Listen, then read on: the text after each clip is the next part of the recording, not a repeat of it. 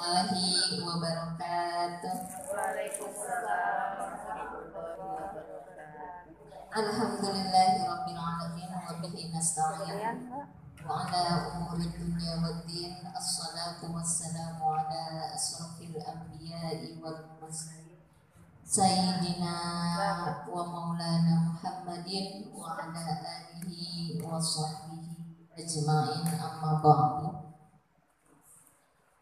Ibu-ibu yang saya hormati, yang saya cintai, dan insya Allah muliakan, pada kesempatan yang berbahagia ini mari kita bersyukur kepada Allah Subhanahu wa Ta'ala. Dengan kasih sayangnya Allah, kita masih dihadirkan untuk bisa datang di majelis yang mulia ini, karena setiap langkah ibu Allah akan ampuni segala dosa-dosanya. Setiap langkah ibu Allah akan angkat derajatnya. Tetapi ini tidak terlepas dari bagaimana kalau kita menjalaninya dengan ikhlas. Karena menurut para ulama, menuntut ilmu itu tidak hanya dengan keinginan untuk bisa memahami sesuatu. Karena kalau dilandasi hanya dengan keinginan supaya saya bisa A, supaya saya bisa B, nanti ibu menjalaninya dengan berat. Kadang rajin, kadang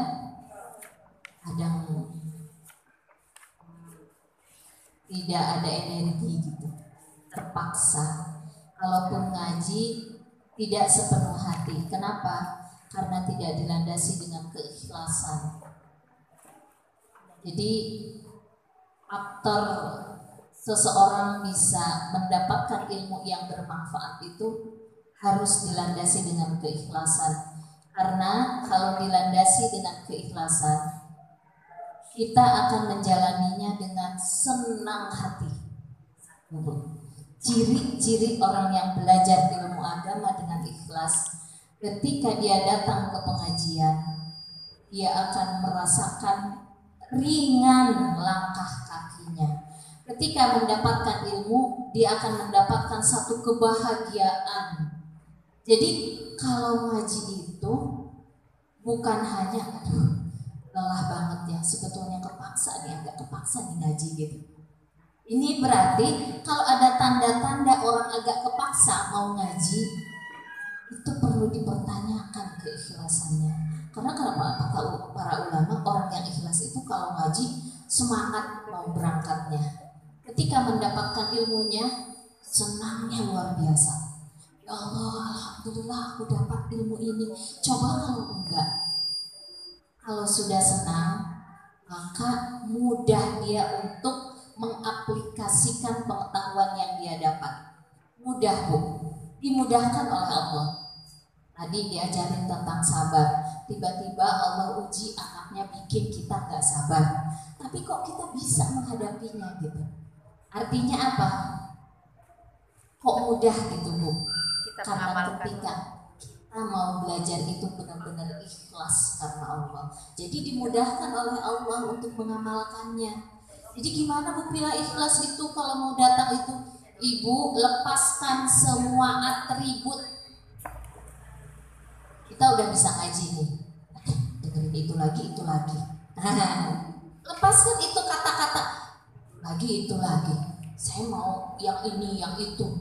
Jadi artinya apa? Dia masih membawa sifat ujub, kesombongan ketika mau belajar.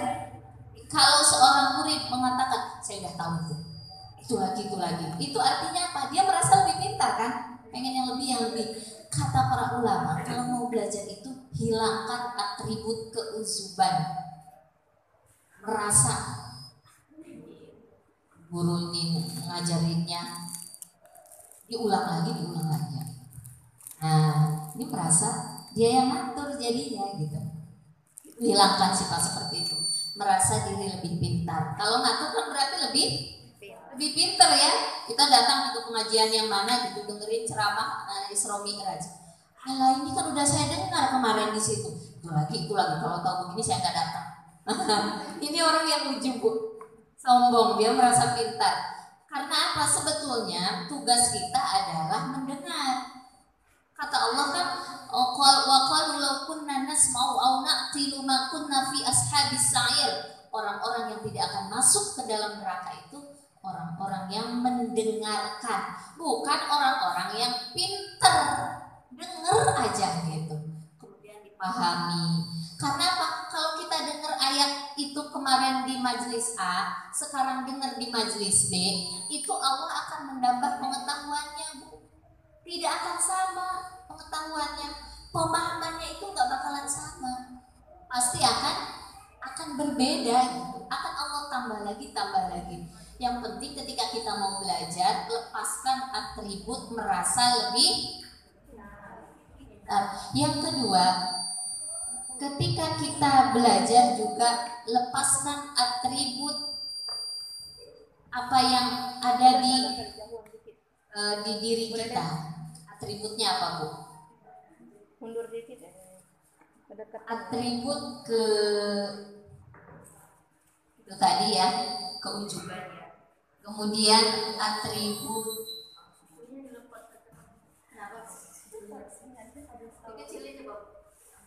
yang bawah itu yang agak orange. Kalau nggak salah ini yang orange, Bu. Yaitu atribut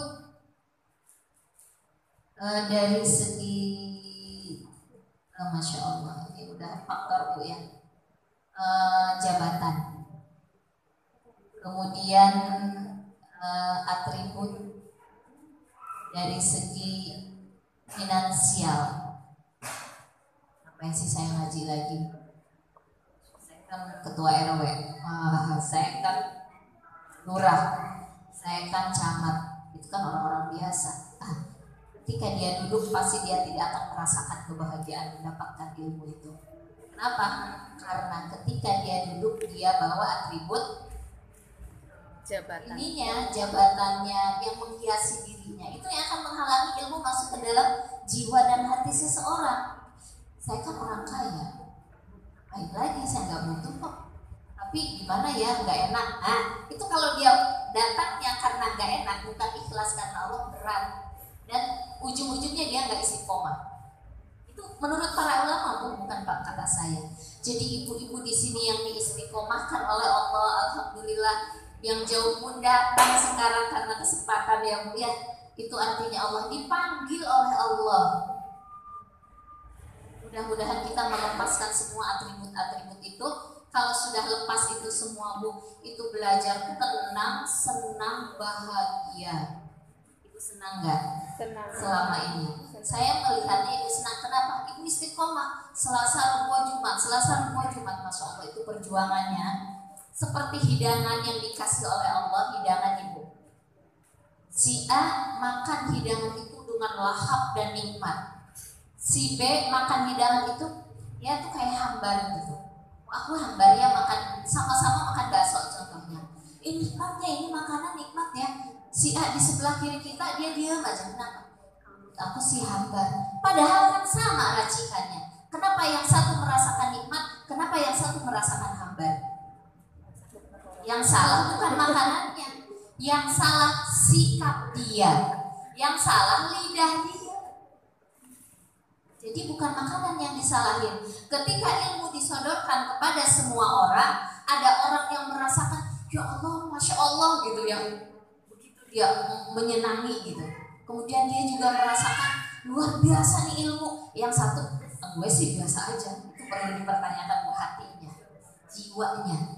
Berarti yang satu hatinya ikhlas, yang satu hatinya belum sempurna keikhlasannya. Nah ini ibu-ibu di sini, mari kita tingkatkan terus keikhlasan kita. Cirinya itu ketahuan, antusias, senang, bahagia. Itu baru mukadimah ya Bu ya. Ini saya hanya memberikan motivasi aja buat diri saya khususnya.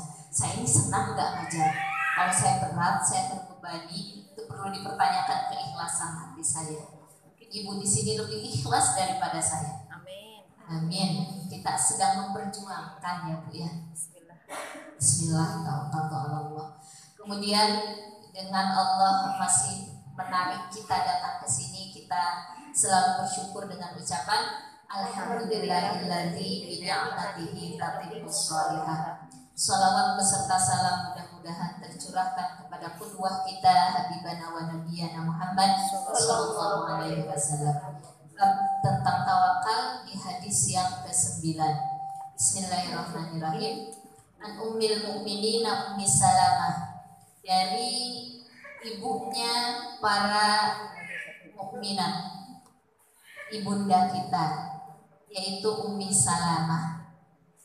Biasanya kita taunya kalau ibunda kita itu ibunda Aisyah. Nah, sekarang ini ibunda Ummi Salamah. Hadis ini datang dari Ummi Salamah, istri Rasulullah Shallallahu Alaihi Wasallam. Wasmuha, nama beliau itu bukan Ummi Salamah sebetulnya, Bu. Dia itu kunyah. Kunyah itu panggilan kayak Ibu Muslihah, putranya namanya Karina, Mama Rina. Nah, Mama Ina ya? Karina, Mama Karina gitu. Itu kunyah. Nah, suaminya juga namanya Abu Salamah. Abu Salamah juga kunyah. Namanya siapa Ummi Salamah ini, yang istri Rasulullah ini? Nah, namanya Hindun bintu Abi Umayyah. Namanya Hindun. Bukan Ummi Salamah sebetulnya, itu kunyah. Kemudian Umayyah Hudzaifah Mahzumiyah radhiyallahu anha. Semoga Allah meridhai beliau. Anna Nabiyya sallallahu alaihi wasallam, sesungguhnya Nabi Muhammad sallallahu alaihi wasallam, kana idza kharaja min baitihi, ketika Rasulullah keluar dari rumahnya, qala, maka berkata Rasulullah, berdoa gitu Rasulullah kalau mau keluar rumah. Doanya apa? Bismillahi tawakkaltu 'ala Allah. Bismillahi, dengan memohon pertolongan Allah, memohon keberkahannya. Kemudian aku berserah diri kepada Allah. Jadi buka pintu mau keluar berdiri dulu atau duduk dulu, doa dulu Rasulullah itu, Bu, biasanya. Doanya apa? Ketika mau keluar rumah, Allahumma inni a'udzubika. Ya Allah, aku memohon dijaga oleh Engkau. Aku mohon perlindungan Engkau dari apa? An-audillah au-udallah, dari disesatkan atau menyesatkan, au azilla au uzalla, atau digelincirkan atau menggelincirkan orang. Kemudian au azlama au uzlama, atau zolim, kita zolim kepada orang lain atau menzolimi orang lain. Au ajhala au yujhala, atau kita itu dibodoh-bodohin orang, atau sebaliknya kita membodoh-bodohi orang gitu. Ini doa Rasulullah alaiya terhadap diriku. Hadisun sahih, hadis ini sahih. Rawahu Abu Daud wa Tirmuzi, diriwayatkan oleh Imam Abu Daud dan At-Tirmuzi wa ghairuhuma bi asanida sahihah, dengan sanad yang sahih. Qala Tirmuzi hadisun hasan sahih. Jadi kita berbicara tentang istri Rasulullah dulu ya, Bu ya. Jadi Rasulullah itu kan punya istri lebih dari satu. Salah satunya adalah Ummi Salamah, ibunda kita. Kata para ahli hadis, diceritakan di dalam kisah Sirah Nabawiyah. Nanti penjelasan luasnya dari Mutati ya. Cuma saya mau ngambil hikmah aja. Hikmahnya apa yang kita ambil dari istri Rasulullah itu? Dia itu min ajmalin nas, salah satu dari wanita manusia yang paling cantik pada saat itu. Pada saat itu dia tuh paling cantik, luar biasa. Jadi wanita-wanita Arab itu cantik-cantik, tapi di antara wanita yang paling cantik dia gitu. Kemudian min asrafin nasabah, paling mulia nasabnya, keturunannya. Dia dari keturunan Quraisy, yang sudah dibahas sama Betari kemarin. Kenapa sih Quraisy itu tinggi ya nilainya? Kenapa, Bu? Sehingga kalau orang-orang sudah rusak keturunannya, pergaulannya, maka dia akan disusukan di wanita-wanita yang menyusukan, supaya apa? Tidak tercemar lingkungannya, tidak tercemar cara-cara berbicaranya, supaya mulia. Jadi beliau ini orang yang mulia. Kenapa? keturunan dari Quraisy, tidak tercemar lingkungannya, tidak tercemar dari pergaulannya, tidak tercemar juga dari kata-kata yang kotor. Jadi kalau kemuliaan seseorang itu bisa dilihat dari tingkah lakunya, Bu. Satu, kalau tingkah lakunya bagus, insya Allah dia dari keluarga yang baik-baik.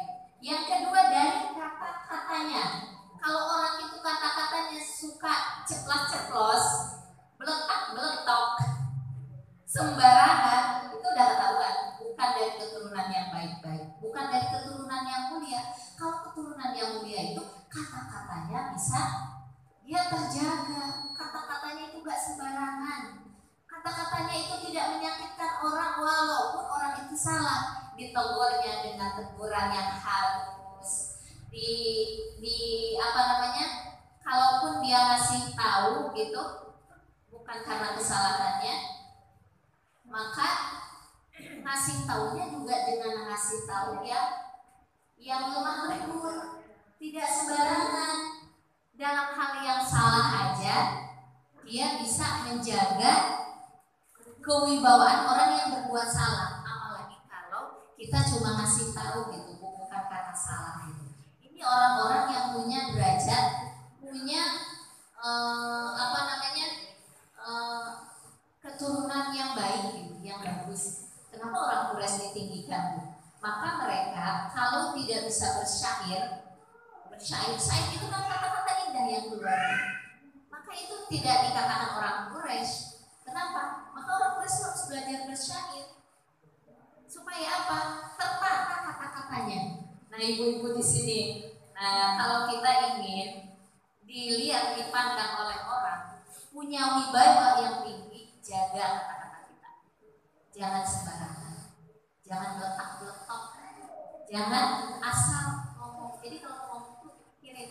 Kalau kata para ulama begini, ta'allam tusukla sunta kama ta'allamul kalam. Ta'allam sunta kama ta'allamul kalam.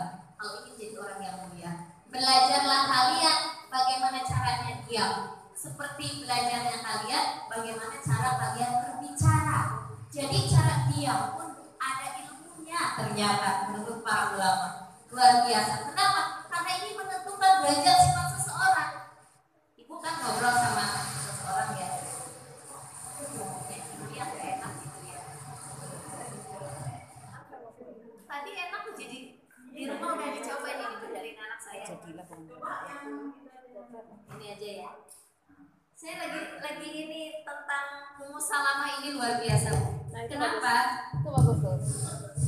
Karena kenapa kita harus belajar tentang istri-istri Rasulullah, supaya mindset tentang negatif Rasulullah Nabi Muhammad kita nggak ada negatif tentang Rasulullah. Rasulullah nikah karena hawa nafsu, Rasulullah nikah karena dia cantik. Enggak, Bu. Setelah saya pelajari tentang bagaimana Ummu Salamah, nggak ada kesan itu sama sekali. Kita bahas ini dulu ya, kalau nggak selesai besok hadisnya. Masya Allah. Yang penting kan ada pengetahuan yang kita bisa ambil ya, Bu, ya, ada manfaat gitu.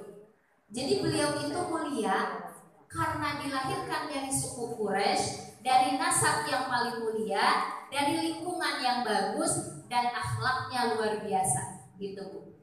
Dan sirah nabawiyah itu dikatakan. Kemudian ketika suaminya meninggal, dia itu dari suku Quraisy yang ternama kan. Suku Quraisy yang ternama, karena kepribadiannya yang begitu mulia, hanya Rasulullah yang bisa meminang dia. Udah orangnya terpandang, cerdasnya luar biasa. Di antara wanita yang paling cerdas pada saat itu beliau katanya. Masya Allah. Kenapa dihadirkan, disandingkan dengan Rasulullah? Karena Rasulullah butuh buat berdakwah. Beliau ketika nikah dengan Rasulullah usianya 35 tahun. Dan 35 tahun beliau itu, Bu, sudah bisa berdakwah. Jadi istri-istri Rasulullah itu yang terkenal, yang berdakwah kan ada 3 ya, Bu ya. Tapi yang terkenal 2, Bunda Siti Aisyah. Mudah-mudahan Bunda Siti Aisyah di sini juga ya. Amin. Insya Allah dapat kemuliaan karena namanya hampir sama. kemudian Ummu Salamah yang terkenal 2, kemudian Ummu Zainab. Nah, ada Bunda Zainab belum datang. Tapi beliau kurang begitu terkenal. Yang terkenal 2 ini. Kecerdasan yang terkenal Bunda Siti Aisyah ya. Kemudian Bunda Ummu Salamah ini. Kecerdasannya. Untuk apa tujuannya? Untuk berdakwah. Kemudian Ummul Mukmin ini, Ummu Salamah ini banyak mengikuti perang berserta Rasulullah SAW dia. Kenapa? Karena kalau orang cerdas itu kemana-mana diajak. Udah cerdas, gesit, pinter, pasti diajak kemana-mana sama Rasulullah. Kenapa? Dan orangnya tidak manja. Ibu bayangkan kalau seseorang diajak perang, itu kemungkinan satu bisa pulang, satu enggak kan? Kenapa? Kalau enggak pulang, kalau enggak terbunuh dijadiin budak. Kalau udah jadi budak kayak apa, Bu? Jatuhnya. Apalagi beliau cantik ya, pinter, udah jadi kesayangan si yang punya budak. Itu 2 kemungkinan. Kalau nggak terbunuh, kalau dia jadi itu ya, jadi budak. Atau dia kalau menang bisa pulang gitu. Tapi beliau nggak ada rasa takut sama sekali, walaupun dia merasa cantik. Ya kalau Rasulullah bersimbah darah ya dia bersimbah juga, istilahnya merawat dan sebagainya. Dia masak di dapur, dia ngatur berapa tentara yang harus dikasih makan dan sebagainya. Itu fungsinya Rasulullah menikahi istri-istri itu banyak, Bu. Jadi jangan dianggap hanya hawa nafsu. Kemudian ketika Rasulullah tidak diikuti oleh sahabatnya, kata Rasulullah kan ketika mau haji itu, Bu, yang sebelum perjanjian Hudaybiyah, mungkin ibu yang sudah pernah baca sejarah atau pernah kuliah ya, insya Allah mengerti. Sebelum perjanjian Hudaybiyah, silahkan Bunda Zainab nanya, istrinya Rasulullah namanya sama. Ini apa? Oh, Iya nggak apa-apa, ibu lagi dakwah di sebelah sana. Jadi sebelum perjanjian Hudaybiyah, Rasulullah beserta sahabat dari Madinah itu mau haji. Kemudian udah mau nyampe di Mekah, dihalangi oleh orang Quraisy. Gak boleh katanya. Padahal waktu itu udah harus cukur rambut, tahalul dan sebagainya. Kata sahabat Rasulullah, kita perang aja gitu. Kata Rasulullah, jangan. Kenapa? Kalau mau perang itu butuh apa, Bu? bekal. Strategi, bekal. Orang kita dari Madinah ke Mekah mau haji, nggak bawa senjata, nggak bawa strategi apa-apa. Masa mau konyol-konyol karena menuruti hawa nafsu gitu kan? Rasulullah luar biasa. Wa may yantiqu 'anil hawa in huwa illa wahyu yuha. Jadi apa yang diucapkan oleh Rasulullah semuanya wahyu dari Allah. Jadi kalau mau kita semangat pun tuh harus ada strateginya gitu. Kalau Rasulullah kan mempertimbangkan luar biasa, jangan, nggak usah. Ya udah kita balik lagi aja. Berapa hari, Bu, perjalanan dari Mekah ke Madinah? Berapa bulan, Bu? 1 bulan. Bayangin pas udah mau nyampe nggak boleh, marah kan para sahabat. Udah, saya nggak mau dicukur kecuali di tempatnya. Kata Rasulullah, nggak apa-apa kita cukur di sini kan begitu kan. Terus nggak ada yang urut, Bu, pokoknya kita labrak aja itu gitu ya. Mereka nggak takut mati, Bu, kalau sahabat-sahabat itu nggak kayak mungkin anak-anak muda sekarang nggak bawa senjata mau menghadapi musuh. Udah deh pulang aja, takut kan gitu ya. Sahabat tuh enggak, Bu, malah semangatnya luar biasa. Jihad bisa bilang ya mati aja nggak apa-apa, syahid kok gitu kan. Mereka itu pengen banget syahid. Di mana ada orang perang pengen mati, pengen syahid gitu. Hanya di zaman Rasulullah khairul qarni, zaman itu adalah zaman yang terbaik kata Rasulullah. Benar-benar semangatnya luar biasa karena yang nyontoinnya Rasulullah. Dan insya Allah kita juga di sini orang-orang pejuang semua ini, insya Allah. Kita teruskan Ummu Salamah itu tadi. Kata Ummu Salamah ketika Nabi masuk ke dalam hati bingung gitu ya, kok nggak pada dulu pengennya masuk ke Mekah aja gitu. Kata Ummu Salamah, ya Rasulullah, apakah ini perintah dari Tuhanmu gitu kan? Ummu Salamah juga pengen keyakinan. Iya, ini perintah dari Allah kan. Kalau begini aja deh Rasulullah katanya. Engkau tuh gak usah ngomong. Langsung aja praktek di depan mereka. Gak usah ngomong sepatah pun. Cukur aja katanya Rasul. Kemudian apa yang terjadi, Bu? Rasulullah ngikutin idenya istrinya ini yang cerdas. Rasulullah nyukur aja gitu Bu, setelah nyembeli gitu kan, kemudian nyukur rambut ya. Kemudian terus para sahabat ngeliat lah, itu Nabi kita aja nyukur rambutnya, udah cukur aja deh, ikutin gitu. Pada nyukur, pada semangat gitu. Ini salah satu aja. Nanti lebih jelasnya ya Bu, cari Ummu Salamah. Saya juga lagi senang ini mempelajari bagaimana sifat beliau. Jadi pertama, selain cantiknya itu, orang cantik biasanya yang punya istri yang cantik itu manja, nggak mau kotor-kotoran.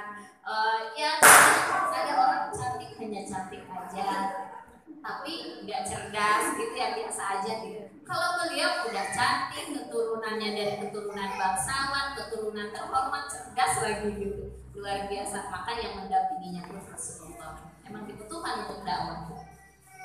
Selanjutnya kita terusin kata beliau, ketika Rasulullah kalau mau keluar rumah, Rasulullah itu selalu berzikir, selalu berdoa dulu kepada Allah. Jadi Rasulullah ini Bu, kenapa di dalam Al-Quran surat Al-Ahzab kata Siti Aisyah, pernyataan Siti Aisyah, karena Nabi Sallallahu Alaihi Wasallam yazkurunallaha ala kulli ahya'in. Jadi Rasulullah itu selalu berzikir di setiap keadaan.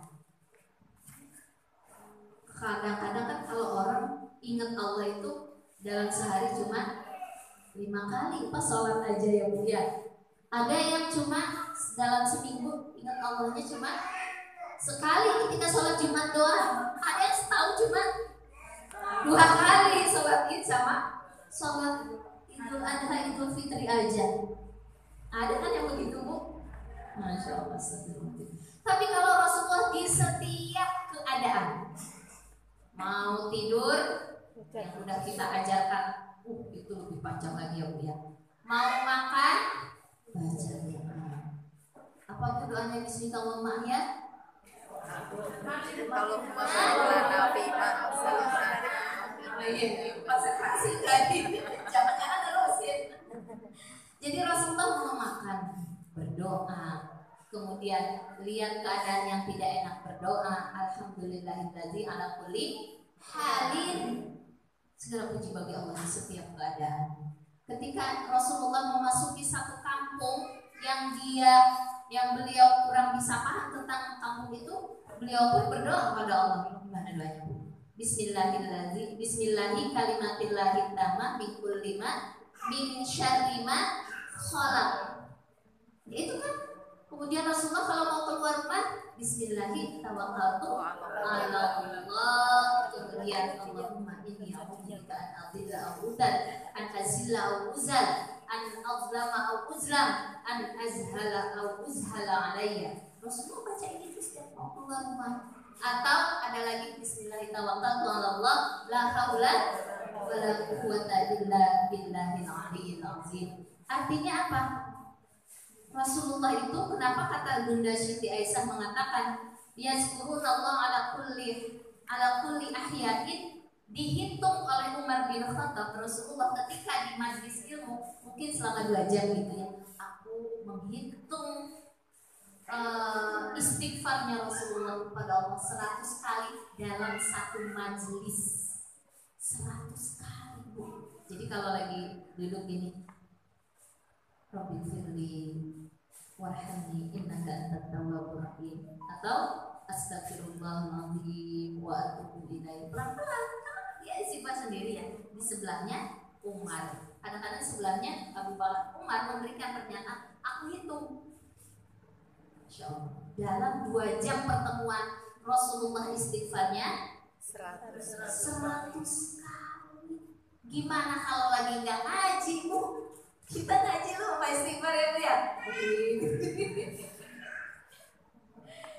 Masya Allah, Rasulullah Sallallahu Alaihi Wasallam tercantum di dalam Quran surat Al-Ahzab ayat 35.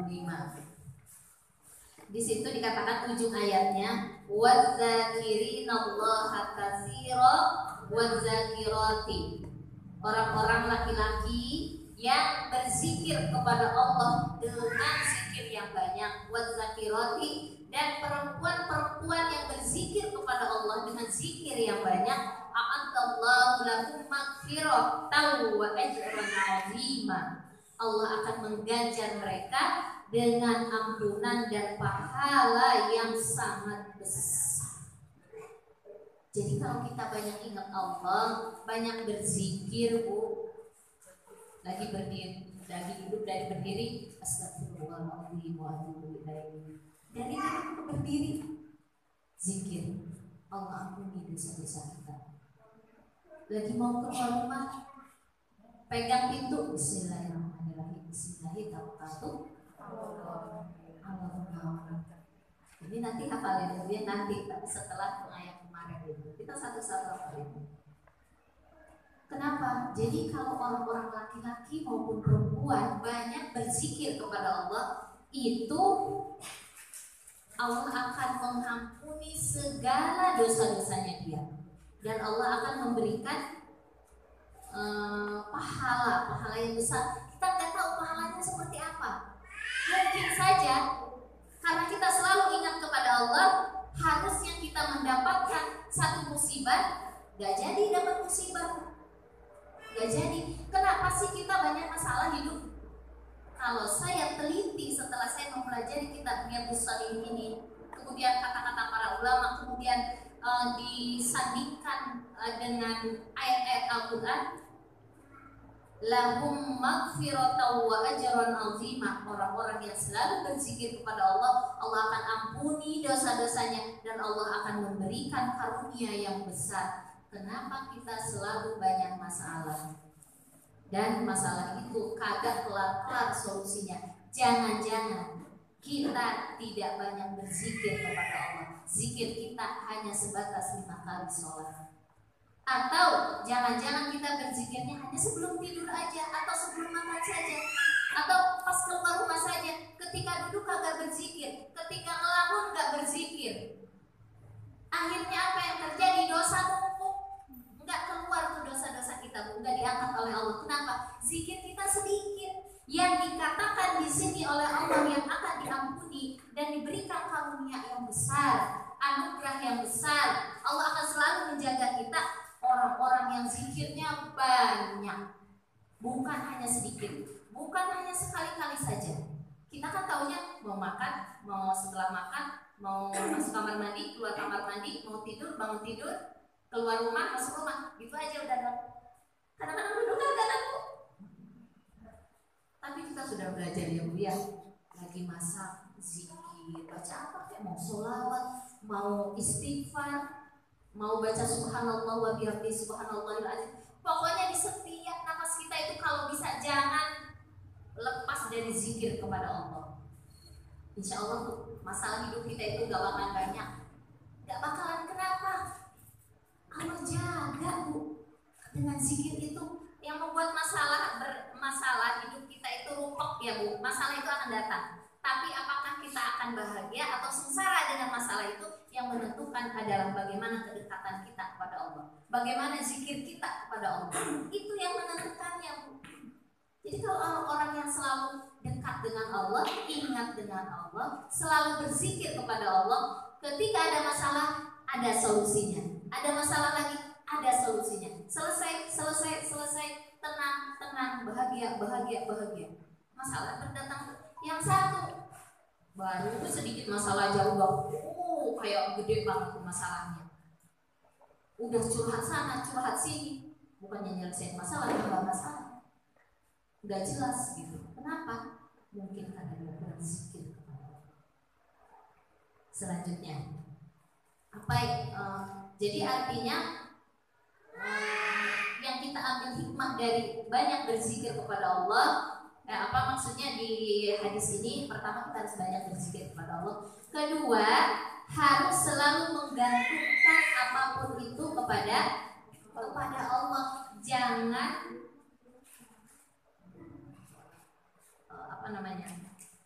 jangan bertumpu dengan kemampuan diri kita. Saya kan udah rajin salat, tenang.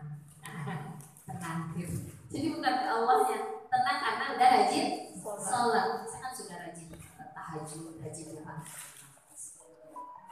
Ketemulah sama orang, dengan percaya diri. Tapi percaya dirinya ke dirinya, bukan ke Allah. Kan banyak yang begitu selama ini kita. Saya kan pintar ngomong, saya kan punya uang, saya kan punya jabatan. Nah begitu. Dia bertumpu dengan kemampuan yang ada pada dirinya. Kadang-kadang ibadahnya pun dijadikan kambing hitam. Saya kan rajin tahajud, gak mungkin lah begini. Tapi bukan ke Allah, tapi ke dirinya. Ini yang sering setan kan mengganggu dari mana aja, Bu. Bukan hanya dari hal yang maksiat. Dengan ibadah pun setan bisa merusak kita. Kamu kan rajin ibadah, kamu kan rajin baca Quran, kamu kan rajin datang ke pengajian. Pasti kamu bilang, oh iya, hanya diri kita, bukan ke Allah. Ini yang merusak diri kita itu bertumpu dengan kemampuan kita. Nah ini, jadi Rasulullah itu bertumpu dengan Allah, makanya selalu ditolong Allah. Kenapa? Rasulullah baru bangun tidur aja langsung Allah kan? Karena kebiasaan. Di setiap denyut nadinya itu ke Allah, zikir ke Allah, ingat Allah. Kita terusin hadisnya. Itu yang satu, berarti yang harus kita ambil pelajaran, banyak-banyak berzikir kepada Allah di setiap keadaan, bukan hanya sekali-kali saja. Yang kedua, tidak bertumpu dengan kemampuan diri kita sendiri, tapi selalu bertumpu kepada Allah. Kemudian kita masuk ke hadisnya. Sudah jam berapa, Bu? 15 menit lagi. Kita teruskan hadisnya bagaimana? Bismillahi tawakkaltu 'ala Allah. Ibu, jadi kenapa sih kita harus itu ya? Saya mau beli sayur ke Mama Anggun. Saya mau beli ikan, sayur ke Mama Aris. Itu pas buka pintu baca Bismillahi tawakkaltu 'ala Allah. Kan dekat cuma berapa langkah. Bisa saja ketika mau menghampiri Mama Aris ada motor lewat, kan gitu. Tapi karena kita bergantung kepada Allah, saya mau keluar rumah, insya Allah nggak jadi kita serempet motor. Kan motor selimuran walaupun cuma beberapa langkah. Benar nggak, Bu? Walaupun cuma beberapa langkah. Makanya saya tuh kalau anak saya keluar rumah, jangan lupa berdoa sama Allah. Kenapa? Bisa saja kamu kan bawa motor, bisa saja kamu nebeng ke temanmu. Tapi kalau kamu berdoa, insya Allah dijaga sama Allah. Diajarkan tentang Allah dari hal yang terkecil. Saya suka khawatir kalau anak saya keluar. Kenapa? Kata para ulama, ketika seseorang di dalam rumah dengan seseorang di luar rumah, rentan terhadap musibah itu lebih besar ketika kita keluar rumah. Kenapa? Bisa aja diserempet orang, bisa dicopet orang, bisa dibunuh sama orang dan sebagainya kalau keluar rumah itu. Walaupun di dalam rumah pun ada kemungkinan banyak. Tapi kalau keluar rumah lebih banyak lagi. Kemungkinan musibah datang itu lebih banyak. Maka kalau mau keluar rumah Rasulullah mengajarkan doa ini, gitu Bu. Bismillahirrahmanirrahim. Allah. Walaupun dekat tetap harus berdoa, apalagi jauh yang selanjutnya. Allahumma inni a'udzubika, ya Allah, sesungguhnya aku berlindung kepada Engkau an adilla al-udal, disesatkan atau aku menyesatkan orang. Ketika kita keluar rumah, mau datang ke kondangan, nanya alamat ke orang. Biasanya aku begitu ya Bu ya, kebanyakan kita kalau mau silaturahmi atau kondangan gitu. Nanya ke orang, di mana ya alamat jalan anu. Oh sebelah kiri Pak. Kita nyari ke sebelah kiri sampai ujung Berung, ternyata nggak ada.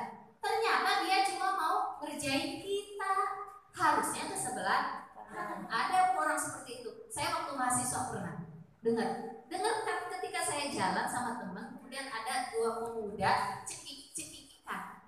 Kata dia gini, ada orang nanya katanya alamat, gue bilang aja ke sebelah sana. Padahal alamat sebelah sana. Biarin dia tanya nyari biar capek. Masya Allah, saya bilang, ini orang jahat banget. Nah, kalau kita baca doa ini, insya Allah akan terhindar dari itu. Disesatkan orang, atau kita sendiri yang menyesatkan orang. Kan kadang kita kalau lagi dendam ya sama orang ya, orang nanya gitu sama kita atau saudara atau siapalah gitu, karena lagi kesel, gue nggak kasih tau, malah gue bilangin aja. Atau ada anak mahasiswa lah, anak sekolah, nanya ke temennya, jawaban nomor ini apa sih? Dia kan gak mau sama tuh, biarin dia yang salah gitu ya. Dia dapat nilai kecil, dikasih tahu aja yang salah-salah. Bisa aja begitu, Bu. Tapi kalau kita ajarkan anak kita, coba baca doa ini, insya Allah teman-temannya gak bakal menyesatkan dia. Atau diri kita kalau keluar tuh, itu keluarga saya ini banyak, insya Allah. Saya biasanya kalau baca doa, Bismillahirrahmanirrahim, la haula wala quwwata illa billah, atau subhanalladzi sakhkhara lana hadza wa ma kunna lahu muqrinin wa inna ila rabbina lamunqalibun. Itu aja biasanya. Setelah saya pelajari ini, insya Allah Bu, ayo kita praktekkan bareng-bareng. Ini luar biasa yang diajarkan oleh Rasul. Emang doa itu banyak Bu, tapi semakin seseorang tahu banyak doa, maka dia akan semakin banyak berzikir kepada Allah. Bukan hanya 1-2 doang. Selama ini kita kan taunya doa itu 1-2 doang ya, padahal banyak yang diajarkan Rasulullah. Artinya apa? Pengetahuan kita itu harus banyak. Semakin orang banyak mengetahui sesuatu, semakin akalnya itu luas. Semakin akalnya luas, semakin bercahaya. Semakin bercahaya dapat berilmu. Semakin dia tidak, istilahnya orang yang apa sih namanya Bu, dangkal pemikirannya gitu, itu akan luas pemikirannya. Kalau orang pintar itu bedanya Bu dengan orang yang bodoh. Nah, kita yang belajar di sini insya Allah akan lebih lah ya Bu ya. Insya Allah kita terusin. Itu tadi adillah al-udhul ya, disesatkan atau kita menyesatkan orang lain. Yang kedua, au-azilla au-uzal, menggelincirkan atau tergelincir.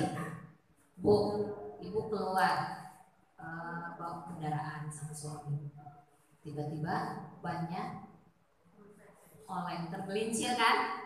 Tergelincir. Atau itu dalam hal itu ya, kendaraan. Atau seseorang menggelincirkan, seandainya suami kita keluar kota. Ini pengalaman suami saya, ditawarin kamar hotel. Silahkan Pak, ditawarin kamar hotel.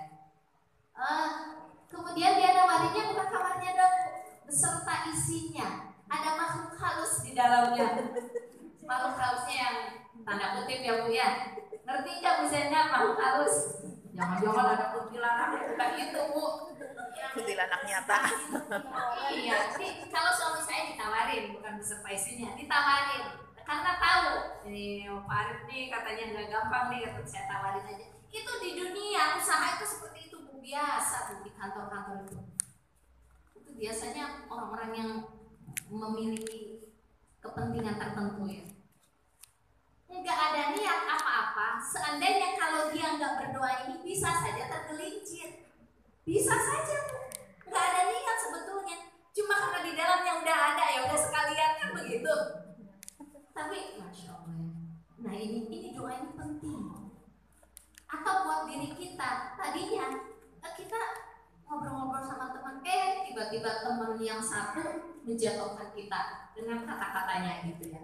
Setelah kita ngomong, oh kalau saya begini-gini, saya kan tahu kamu kan gini, wah dijatuhkan, gak enak kan? Nah ini. Yang selanjutnya, au azlima au uzlam, zolim atau kita menzolimi orang lain. Tiba-tiba seharusnya anak kita kesalahannya tidak sebanding dengan yang kita lakukan. Kesalahannya kecil, tapi kita karena amarah, toklok, harusnya cuma dijewer, ambil sapu ijuk gitu ya, atau sapu yang dari besi gitu, sampai merah-merah, sampai bekas-bekas gitu. Udah sebanding sebetulnya kesalahannya dengan itu.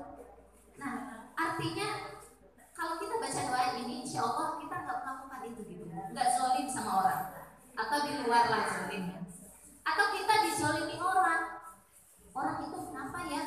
Kok kita minjemin uang utang, tapi malah dia balik nuntut kita yang punya utang. Bisa saja Bu, kalau kita dizolimi orang bisa kan? Ini sesuatu yang menyakitkan kita loh. Yang selanjutnya au azhala au yuzhala, atau kita membodoh-bodohi orang. Nih, ini orang sebenarnya ada, aku tuh punya ini yang gimana ya ini, oh karena kita ada kepentingan di situ, mending kamu bikin ini, ayo saya bantuin. Padahal ketika dibantuin dia ngambil lebih banyak, dia dapat lebih banyak gitu. Kenapa? Karena yang itu tuh bisa dibodohi nama kita. Kalau kita yang jadi orang yang membodohi, itu dosa. Dosa. Allah melihat nggak? Nah, kalau kita baca doa ini, insya Allah tuh kita tuh nggak bodohin orang gitu. Atau orang lain bodohin kita, karena kita nggak ngerti orang itu dengan gaya bahasanya yang indah, retorikanya yang begitu memukau, kita tertipu sama dia. Ayo dong investasi dengan kami, terus ada arisan sekian sebulan nanti bagian kamu dapat keuntungannya 20%, tergiur. Kenapa? Dibodohin sama dia, karena dia dengan kehebatannya. Walaupun kita nggak keluar di dalam, lewat WA sekarang banyak pinjaman cepat, padahal berapa persen tuh itu bisa mencekik leher kita yang ada di WA itu.